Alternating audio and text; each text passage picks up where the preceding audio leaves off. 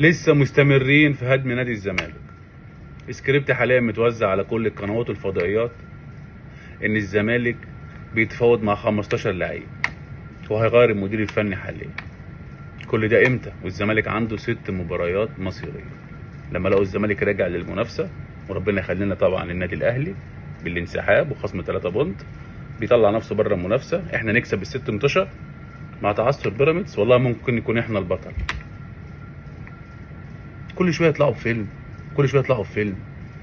كفايه اللي حصل في ماتش بيراميدز الاخير، اتكشفوا والله العظيم اتكشفوا. بيراميدز بيلعب ناقص مين؟ رمضان صبحي، ابراهيم عادل، توريه، علي جبر من اول الماتش، واتطرد من عند بيراميدز مهند لاشين في الدقيقه 56. ومع ذلك برغم المجاملات وضربه الجزاء وضربه الكوع وضربه اللي في الوش اتعادلوا معاهم بالعافيه. يعني الحكم بيجاملك وبيلعبوا ناقص 3 ما لعبوش اساسا، و3 اسامي ايه؟ وطرد بال 56، وهو طرد ايه؟ التحام عادي وما كسبتش.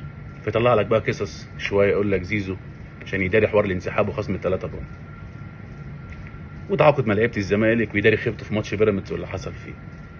ودلوقتي بيعمل فيلم تاني وسكريبت يتوزع، وربنا يبارك لشوشو على كل القنوات منتشر ان الزمالك بيتعاقد مع 15 لعيب عشان يخلي اللعيبه الموجوده حاليا ما عندهاش ثقه في الاداره ويشتت. كل ما يلاقي الزمالك بدأ يروح ايه؟ هو السوبر الافريقي اللي عمل فينا كل ده. بعد ما خدنا السوبر وشافوا الاحتفالات والعالم كله بيتفرج، والبعبع اللي كان فاكر نفسه بعبع عايش في الوهم ما لعبش ركنيه طول الماتش، ويا توريه وكاكا نازلين الملعب واحتفاليه ومهرجان وليله، اتهبلوا اتجننوا.